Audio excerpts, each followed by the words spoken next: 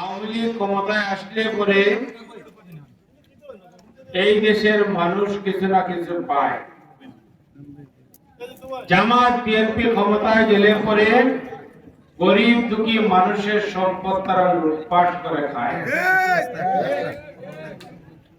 উন্নয়নের অপর নাম শেখ হাসিনা, গণতন্ত্রের অপর নাম শেখ হাসিনা, মানবতার অপর নাম শেখ হাসিনা। শেখ হাসিনা যেখানে উন্নয়ন সেখানে। এই বাংলার মানুষের মুখে হাসি ফোটানোর লক্ষ্যে জননেত্রী শেখ হাসিনা রাত দিন পরিশ্রম করে যাচ্ছে। বঙ্গবন্ধুর স্বপ্নের সোনার বাংলা গড়ার লক্ষ্যে জননেত্রী শেখ হাসিনা পরিশ্রম করে যাচ্ছে। এই দেশের গণতন্ত্র রক্ষার জন্য জননেত্রী শেখ হাসিনা কাজ করে যাচ্ছে। হিংসুকের দল যারা গণতন্ত্রে বিশ্বাস করে না, জাতির জনক বঙ্গবন্ধুকে হত্যার মাধ্যমে গণতন্ত্রকে হত্যা করেছিল, সেই জিয়াউর রহমান, খন্দকার মোস্তাক, এরশাদ, খালেদা জিয়া, ওরা আজকে বলে গণতন্ত্রের কথা। মানুষ হত্যা করে কি গণতন্ত্র হয়? মানুষকে জ্বালিয়ে পুড়িয়ে কি গণতন্ত্র হয়? 2008 সালের 29শে ডিসেম্বর আপনারা নির্বাচনে আমাকে ভোট দিয়েছিলেন, মাননীয় প্রধানমন্ত্রী মনোনীত করেছিলেন, এমপি হয়েছিলাম, এলাকার উন্নয়ন করেছি।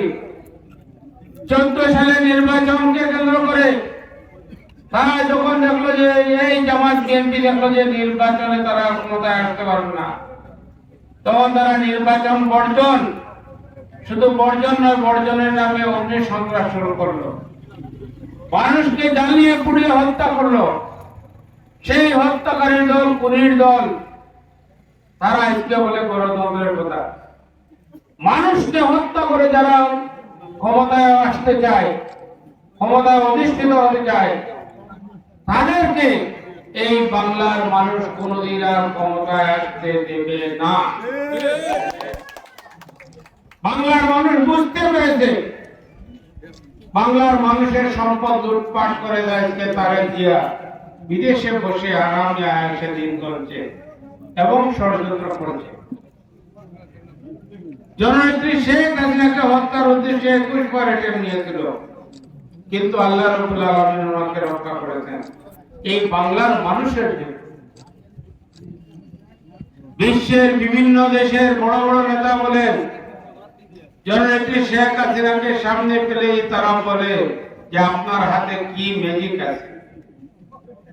তিনি বলেন যে আমার হাতে কোনো ম্যাজিক নয়, একটি জিনিসই আল্লাহ রাব্বুল আলামিনের আছে, আর আমার 18 কোটি মানুষের 37 কোটি হাত।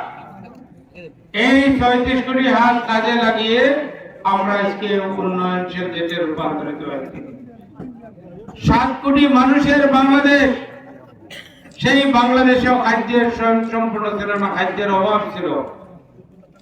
আজকে 18 কোটি মানুষের বাংলাদেশ, সেই বাংলাদেশে খাদ্যের অভাব নেই, আমরা খাদ্যের স্বয়ংসম্পূর্ণ।